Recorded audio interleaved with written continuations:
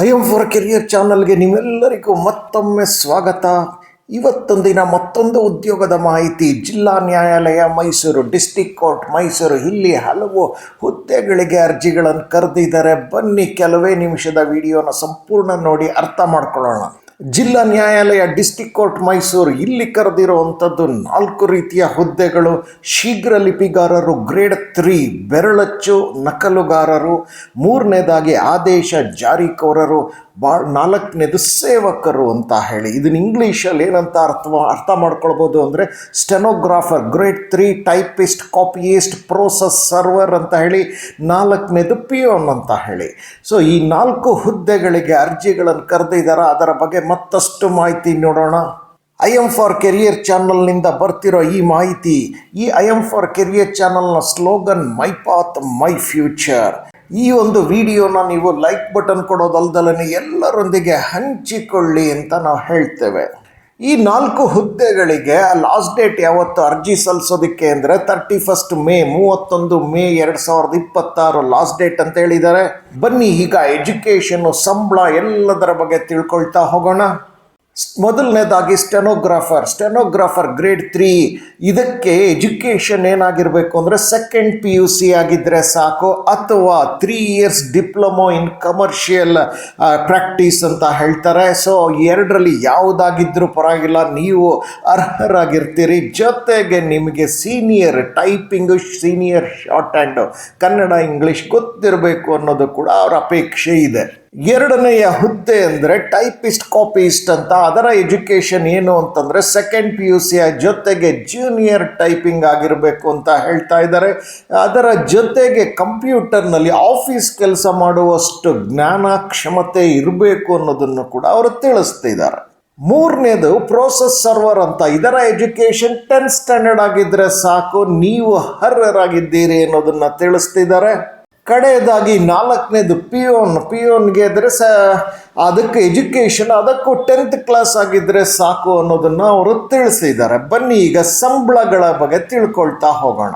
ಸಂಬಳ ನೋಡಿದ್ರೆ stenographer grade 3ಗೆ basic start ಆಗೋದೇ 44,425. ನೀವು ತಿಳಿಬೇಕಾಗಿರೋದು ಇದಕ್ಕೆ HRA DA ಎಲ್ಲ ಸೇರಿದ್ರೆ ಕೈ ತುಂಬ ಸಂಬಳ ಸಿಗುತ್ತೆ.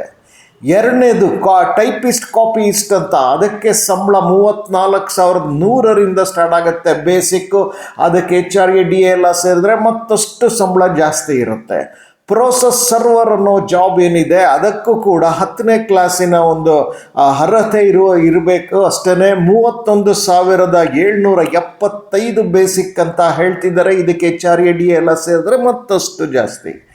ಪಿಯೋನ್ ಅಂತ ಏನಿಲ್ಲ, ಕಡೆ ಪೋಸ್ಟ್ ಇದೆ, ಅದಕ್ಕೆ 27,000ದಿಂದ ಬೇಸಿಕ್ ಪೇ ಸ್ಟಾರ್ಟ್ ಆಗುತ್ತೆ. ಅದಕ್ಕೆ HRA DA ಎಲ್ಲ ಸೇರಿದ್ರೆ ಮತ್ತಷ್ಟು ಸಂಬಳ ಜಾಸ್ತಿ ಆಗ್ತಾ ಹೋಗುತ್ತೆ.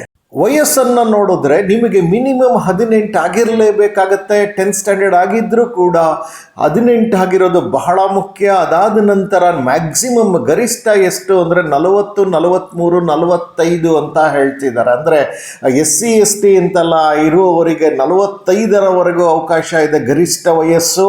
ಹಾಗೆ 40 ಜನರಲ್ ಕ್ಯಾಟಗರಿ ಸಾಮಾನ್ಯ ವರ್ಗದವ್ರಿಗೆ ಬರೋರಿಗೆ 40 ಅನ್ನೋದನ್ನು ಅವರು ತಿಳಿಸ್ತಿದ್ದಾರೆ. ರಿಸರ್ವೇಷನ್ಸ್ ಎಲ್ಲ ಇರುತ್ತೆ ಅಂದರೆ ಖಂಡಿತವಾಗಿಯೂ ಸರ್ಕಾರದ ನಿಯಮದಂತೆ ಎಲ್ಲ ಹುದ್ದೆಗಳಿಗೆ ರಿಸರ್ವೇಷನ್ ಅನ್ನೋದು ಇದ್ದೇ ಇರುತ್ತೆ ಅನ್ನೋದನ್ನು ಅವರು ತಿಳಿಸಿದ್ದಾರೆ. ನನ್ನ ಒಂದು ಕಳಕಳಿ ಏನು ಅಂದರೆ ಈ ವಿಡಿಯೋನ ನೀವು ಬರೀ ನೋಡೋದಷ್ಟೇ ಅಲ್ಲ, ಅದೊಂದು ನೀವು ಅಲ್ಲಿ ಲಿಂಕ್ಗೆ ಹೋಗಿ ಅಡ್ವರ್ಟೈಸ್ಮೆಂಟ್, ನೀವು ಯಾವ ಹುದ್ದೆಗೆ ನೀವು ಅರ್ಜಿ ಸಲ್ಲಿಸ್ತಿರ್ತೀರಿ ಆ ಹುದ್ದೆಗೆ ನೀವು ಅಟ್ಲೀಸ್ಟ್ ಅವರ ಅಡ್ವರ್ಟೈಸ್ಮೆಂಟ್ನ ನೀವು ಕನಿಷ್ಠ 2 ಬಾರಿ ಆದರೂ ಓದಬೇಕಾಗಿರುತ್ತೆ. ಆಗ ನಿಮಗೆ ಅವ್ರು ಯಾವ ಥರ ನಿಮ್ಮನ್ನು ಆಯ್ಕೆ ಮಾಡ್ಕೊಳ್ತಾರೆ, ಸಂಬಳದ ವಿಚಾರ, ರಿಸರ್ವೇಷನ್ಸ್ ಯಾವ ಥರ ಪೋಸ್ಟ್ ರಿಸರ್ವೇಷನ್ಸ್ ಆಗಿರುತ್ತೆ, ಬಹಳ ಮುಖ್ಯವಾಗಿ ಅರ್ಜಿ ಯಾವ ರೀತಿ ಸಲ್ಲಿಸಬೇಕು ಅನ್ನೋದು ಕೂಡ ನಿಮಗೆ ಗೊತ್ತಾಗುತ್ತೆ. ಹಾಗಾಗಿ ನೀವು ನೋಟಿಫಿಕೇಶನ್ ಅಥವಾ ಅಡ್ವರ್ಟೈಸ್ಮೆಂಟ್ ಏನಿದೆ ನೀವು ಅದನ್ನು 2 ಸರಿ ಓದಲೇಬೇಕಾಗಿರುತ್ತೆ. ಈಗ ಪ್ರಶ್ನೆ ಬರುತ್ತೆ, ನಿಮಗೆ ಅಡ್ವರ್ಟೈಸ್ಮೆಂಟ್ಸು ಅದು ವೆಬ್ಸೈಟ್ ಲಿಂಕೆಲ್ಲ ಎಲ್ಲಿ ಸಿಗುತ್ತೆ ಅಂದರೆ, ನಾನು ಈ ವಿಡಿಯೋದ ಡಿಸ್ಕ್ರಿಪ್ಷನ್ ಬಾಕ್ಸಲ್ಲಿ, ವಿಡಿಯೋ ಕೆಳಗಡೆ ಇರುವಂಥ ಡಿಸ್ಕ್ರಿಪ್ಷನ್ ಬಾಕ್ಸಲ್ಲಿ ನಾನು ಎಲ್ಲವನ್ನು ಕೊಟ್ಟಿದ್ದೇನೆ. ನೀವು ಈ ವಿಡಿಯೋನ ಲಿಂಕ್ ಮುಖೇನವೇ ನೋಡಿದಾಗ ನಿಮಗೆ ವಿಡಿಯೋ ಕೆಳಗಡೆ ಡಿಸ್ಕ್ರಿಪ್ಷನ್ ಬಾಕ್ಸ್ ಗೊತ್ತಾಗುತ್ತೆ. ಅಲ್ಲಿಗೆ ಹೋಗಿ ಅಡ್ವರ್ಟೈಸ್ಮೆಂಟ್ನ ಕನಿಷ್ಠ 2 ಬಾರಿ ಆದರೂ ಓದಿ.